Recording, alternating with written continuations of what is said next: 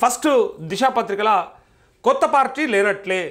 MLC కవిత కార్యకలాపాలన్నీ తెలంగాణ జాగృతి ద్వారానే బీఆర్ఎస్కు సమాంతరంగా జాగృతి ప్రోగ్రామ్స్ ఇక చురుగ్గా కార్యక్రమాలు నిరసనలు జిల్లాల పర్యటనలు 30 వరకు అనుబంధ విభాగాలు ఏర్పాటు జాగృతి బలోపేతం దిశగా కవిత రాజకీయ వ్యూహం అంటూ ఇక్కడ కేసీఆర్కి బీఆర్ఎస్ జాగృతి రెండు కళ్ళు ఆయనపై ఈగవాలిన ఊరుకోబోం కేసీఆర్కు నోటీసులు అంటే యావత్ తెలంగాణకు ఇచ్చినట్లే ఎమ్మెల్సీ కల్వకుంట్ల కవిత తెలంగాణ జాగృతి నూతన ఆఫీస్ ప్రారంభం టీపీసీసీ అధ్యక్షుడివి చిల్లర మాటలు సూటిగా ఎదుర్కొనే ధైర్యం లేక దిగజారుడు రాజకీయాలు సిద్దిపేట ఎమ్మెల్యే హరీష్ రావు అని చెప్పి నిన్న అన్నటువంటి ఈ మాటలు ఇక ఫైనల్గా పార్టీ అయితే పెట్టేది లేదు మనం కూడా మనకున్న సమాచారం ప్రకారం క్లియర్గా చెప్పినాం కవిత అప్పుడే ఇట్లాంటి డిసిషన్ తీసుకోదు ఈ రఘునందన్ రావు ఏదో తెలిసన్నాడో తెలియకన్నాడో ఊహించన్నాడో లేకపోతే పర్సెప్షన్లు అన్నాడో ఏదో ఒక రకంగా అనేసిండు పార్టీ పెడుతుంది జూన్ 2 అని సో అది రేపు మాట్లాడదాం ఒకవేళ రేపటి కూడా పార్టీ అనౌన్స్మెంట్ జరగకపోతే రేపు రఘునందన్ రావు గురించి మాట్లాడదాం కానీ ఇలా అసలు ముచ్చట ఏంటిదంటే ఇక్కడ పార్టీ అయితే లేదు అయితే లోపల వాళ్ళకి 100 ఉన్నా నేనేం చెప్పినా అంటే బాపు ఉన్నంత వరకు అంత ఈజీగా బాపు అంటే నాకు లేకపోతే తెలంగాణకు అని చెప్పట్లే మళ్ళీ అన్న బీఆర్ఎస్ని ఎత్తుకుంటున్నాం అని అనుకోకుర్రి నేను అన్నది ఆలబాపు కేటీఆర్కు కవితకు బాపు ఉన్నంత వరకు ఆయన తదనంతరం ఏమన్నా ఇట్లాంటివి ఏమన్నా జరిగితే చూస్తామేమో కానీ అసాధ్యమేం లేదు కానీ ఇప్పుడైతే అట్లా జరగదు దానికి కారణం ఏంటిదో కూడా మనం చాలాసార్లు విశ్లేషించుకున్నాం పక్కాగా కలిసే ఉంటాం కలిసే పనిచేస్తాం అంటూనే ఇక ఆ తేడా ఏదైతే ఉందో ఇటు ఒక కన్ను జాగృతి ఒక కన్ను బీఆర్ఎస్ అన్నప్పుడే ఒకసారి అర్థం చేసుకోవాలి బాపు ఉంటేనే ఆ రెండు ఒక దగ్గర ఉంటాయి తప్ప బాపు తదనంతరం విడిపోతాయి అనేదే దాని ఉద్దేశం ఇక అది మీరు ఇప్పుడే చెప్తా ఉన్నా నేను కావాలంటే ఇక ఎప్పుడన్నా ఫ్యూచర్లో ఈ వార్తను తిరిగేసి చూసుకుంటే కూడా అర్థమైపోతుంది మనకి ఎమ్మెల్సీ కవిత కొత్త పార్టీ పెట్టబోతున్నారని జూన్ 2వ తేదీన ప్రకటన చేస్తారని సోషల్ మీడియాలో ప్రచారం జరుగుతుంది ఎవరు చేసిరు ప్రచారం ఎవడన్నాడు ఎవరు అనలే ఎవరు ఉట్టియలే అన్నోళ్ళు ఒక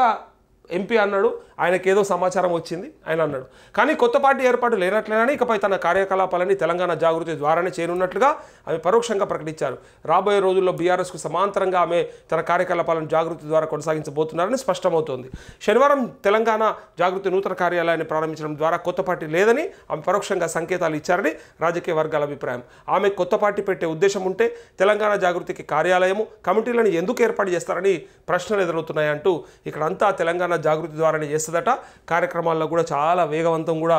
మొదలైతాయట ఇక్కడ కేసీఆర్కి బీఆర్ఎస్ అట్లే జాగృతి రెండు కళ్ళని చెప్తూ ఆయన పైన ఈగ వాళ్ళని ఊరుకోబోమని డైరెక్ట్గా కల్వకుంట్ల కవిత నిన్న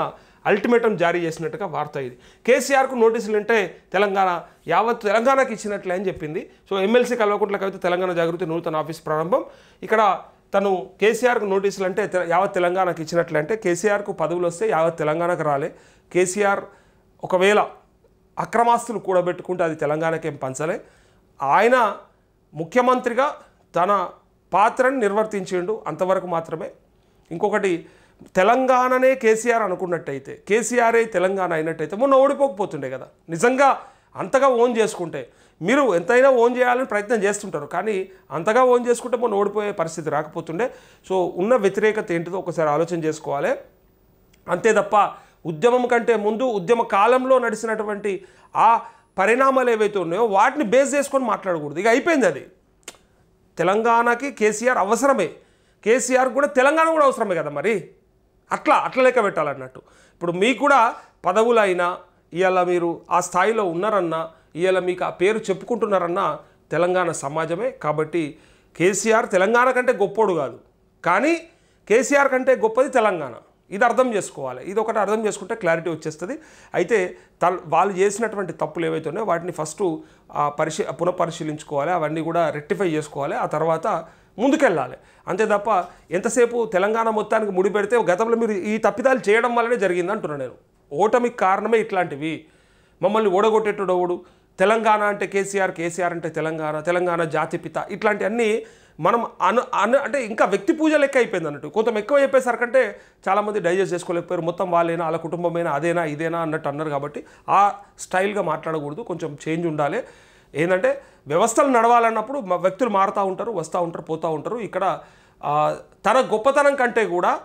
మన తెలంగాణ గొప్పతనాన్ని ఎక్కువగా చూపిస్తూ ఉండాలి మన ప్రాంతం గురించి ఎక్కువ మాట్లాడాలి అప్పుడే ఇంకా అప్పుడు గతంలో జరిగింది అదే కదా ఉద్యమం అంటే అదే కదా ఆనాడు ఎవరు కూడా కేసీఆర్ గొప్పోడని లేకపోతే అప్పుడు కేసీఆర్ చెప్పిండు నేను కాపలా కుక్కలు ఎక్కువ ఉంటా అన్నాడు